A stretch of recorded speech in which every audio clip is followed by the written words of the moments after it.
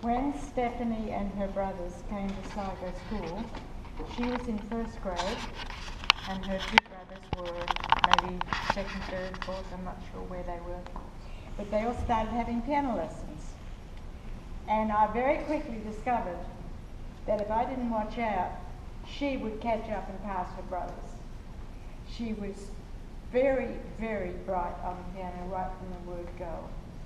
She has asked me to tell you a little bit about the composers of her pieces that she has chosen for today. So I want to start with this first one, and I have to read this because I don't think I could say it without reading it. It says, "In the history of music, there has been no more outstanding instance of pure genius as in Wolfgang Amadeus Mozart. Mozart was born the youngest child in the family. Father was the teacher of both he and his older sister by 5 years. And very quickly he noticed, after Nannerl had had a lesson, Mozart would go in and jump up on the piano and he would start trying to find the notes that she'd been playing. So it wasn't long before he decided she had to have lessons too. And in a very short time, they were both ready to go on tours all around Europe and played for the emperors and the empresses and the duchesses and everybody of any importance in aristocracy, from England to Hungary, Austria, Italy, everywhere. And he became the darling of all of these people who liked to have them come and play. He taught himself to play the organ one day. He was there in a church, and he crept in. He was just a little boy, could hardly reach the pedals, and started playing the organ. And they thought, "Who's that on the organ?" And they went and they found this little tiny boy sitting on the bench, teaching himself to play the organ. He did the same thing with the violin. Taught himself to play the violin. And one day they were in Italy, in Rome, and he was taken, he was only about 9 or 10 years of age, and they were taken to a cathedral where they were going to perform Allegri's Miserere. And this was such a sacred work that no one was allowed to see the music. I've always wondered how performers learned it, but I guess there was some way that they were taught it. And it had to be performed in the dark so nobody would see the music. And it was a 2-hour performance. 9 or 10 years of age he was. He went home and sat down for 2 hours and wrote that music out from memory.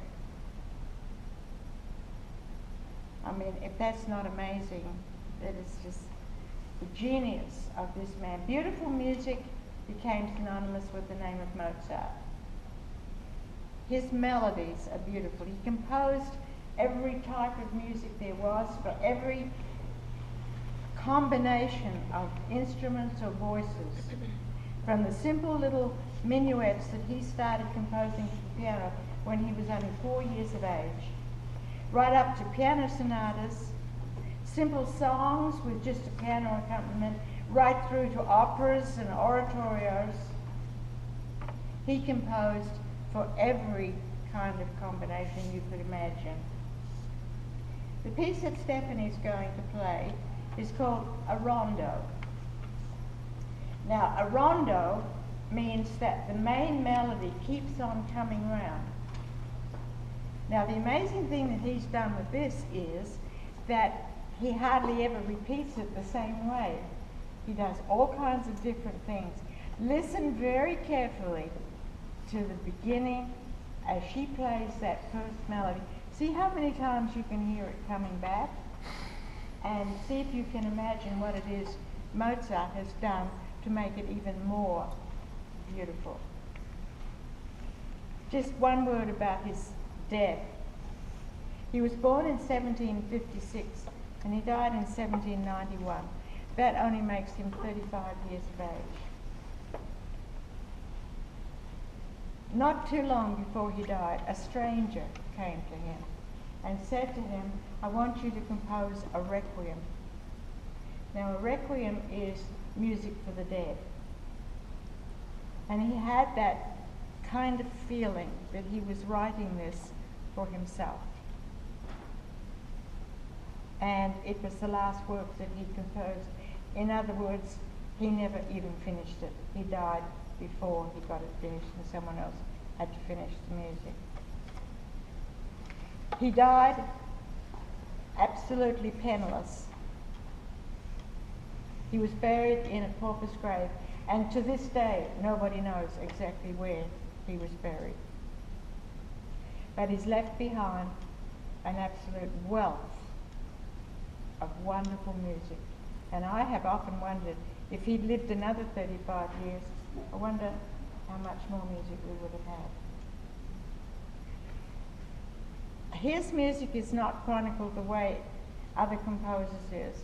A man by the name of Cockle got his music, went through it all and numbered everything and put it into groups. And so when you see a piece of his music like the one that she's going to play, instead of an opus number, it says Co 485. So it's number 485 of the works that he wrote. So let's please welcome Stephanie to play Rondo in D by Wolfgang Amadeus Mozart.